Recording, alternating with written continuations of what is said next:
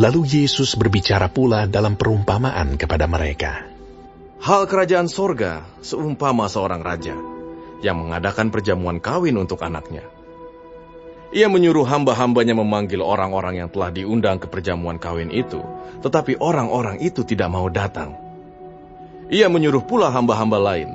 Pesannya, katakanlah kepada orang-orang yang diundang itu, sesungguhnya hidangan telah kusediakan, lembu-lembu jantan dan ternak piaraanku telah disembelih, semuanya telah tersedia. Datanglah ke perjamuan kawin ini. Tetapi orang-orang yang diundang itu tidak mengindahkannya. Ada yang pergi ke ladangnya, ada yang pergi mengurus usahanya, dan yang lain menangkap hamba-hambanya itu, menyiksanya dan membunuhnya. Maka murkalah raja itu, lalu menyuruh pasukannya ke sana untuk membinasakan pembunuh-pembunuh itu dan membakar kota mereka. Sesudah itu ia berkata kepada hamba-hambanya, perjamuan kawin telah tersedia, tetapi orang-orang yang diundang tadi tidak layak untuk itu. Sebab itu, pergilah ke persimpangan-persimpangan jalan, dan undanglah setiap orang yang kamu jumpai di sana ke perjamuan kawin itu.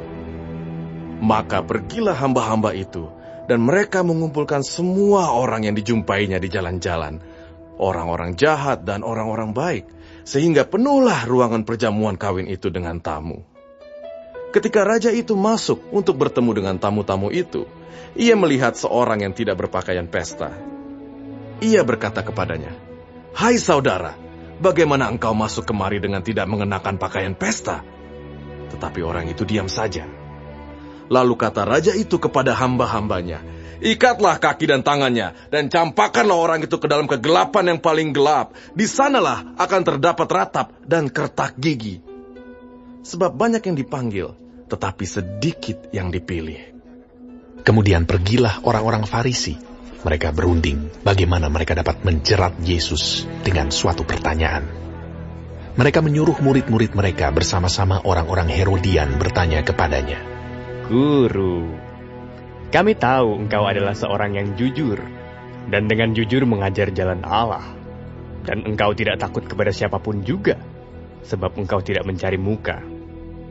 Katakanlah kepada kami pendapatmu. Apakah diperbolehkan membayar pajak kepada Kaisar, atau tidak?" Tetapi Yesus mengetahui kejahatan hati mereka itu, lalu berkata, "Mengapa kamu mencobai aku, hai orang-orang munafik? Tunjukkanlah kepadaku mata uang untuk pajak itu." Mereka membawa suatu dinar kepadanya. Maka ia bertanya kepada mereka, "Gambar dan tulisan siapakah ini?" Jawab mereka, "Gambar dan tulisan Kaisar." Lalu kata Yesus kepada mereka, "Berikanlah kepada Kaisar apa yang wajib kamu berikan kepada Kaisar, dan kepada Allah apa yang wajib kamu berikan kepada Allah." Mendengar itu, heranlah mereka, dan meninggalkan Yesus, lalu pergi. Pada hari itu, datanglah kepada Yesus beberapa orang Saduki yang berpendapat bahwa tidak ada kebangkitan. Mereka bertanya kepadanya, "Guru, Musa mengatakan bahwa jika seorang mati dengan tiada meninggalkan anak, saudaranya harus kawin dengan istrinya itu, dan membangkitkan keturunan bagi saudaranya itu. Tetapi di antara kami, ada 7 orang bersaudara. Yang pertama kawin, tetapi kemudian mati. Dan karena ia tidak mempunyai keturunan, ia meninggalkan istrinya itu bagi saudaranya. Demikian juga yang kedua, dan yang ketiga, sampai dengan yang ke-7. Dan akhirnya, sesudah mereka semua, perempuan itu pun mati. Siapakah di antara ke-7 orang itu yang menjadi suami perempuan itu pada hari kebangkitan? Sebab mereka semua telah beristikan dia." Yesus menjawab mereka, "Kamu sesat, sebab kamu tidak mengerti kitab suci maupun kuasa Allah. Karena pada waktu kebangkitan, orang tidak kawin dan tidak dikawinkan, melainkan hidup seperti malaikat di sorga. Tetapi, tentang kebangkitan orang-orang mati, tidakkah kamu baca apa yang difirmankan Allah ketika ia bersabda, 'Akulah Allah Abraham, Allah Ishak, dan Allah Yakub'? Ia bukanlah Allah orang mati, melainkan Allah orang hidup." Orang banyak yang mendengar itu takjub akan pengajarannya. Ketika orang-orang Farisi mendengar bahwa Yesus telah membuat orang-orang Saduki itu bungkam, Berkumpullah mereka, dan seorang dari mereka, seorang ahli Taurat, bertanya untuk mencobai dia. Guru, hukum manakah yang terutama dalam hukum Taurat? Jawab Yesus kepadanya, Kasihilah Tuhan Allahmu dengan segenap hatimu, dan dengan segenap jiwamu, dan dengan segenap akal budimu. Itulah hukum yang terutama dan yang pertama.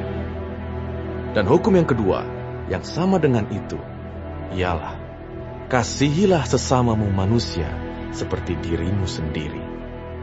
Pada kedua hukum inilah tergantung seluruh hukum Taurat dan kitab para nabi. Ketika orang-orang Farisi sedang berkumpul, Yesus bertanya kepada mereka, katanya, Apakah pendapatmu tentang Mesias? Anak siapakah dia? Kata mereka kepadanya, Anak Daud. katanya kepada mereka, Jika demikian, bagaimanakah Daud oleh pimpinan roh dapat menyebut dia tuannya? Ketika ia berkata, Tuhan telah berfirman kepada Tuanku, duduklah di sebelah kananku, sampai musuh-musuhmu kutaruh di bawah kakimu. Jadi, jika Daud menyebut dia tuannya, bagaimana mungkin ia anaknya pula? tidak ada seorang pun yang dapat menjawabnya. Dan sejak hari itu, tidak ada seorang pun juga yang berani menanyakan sesuatu kepadanya.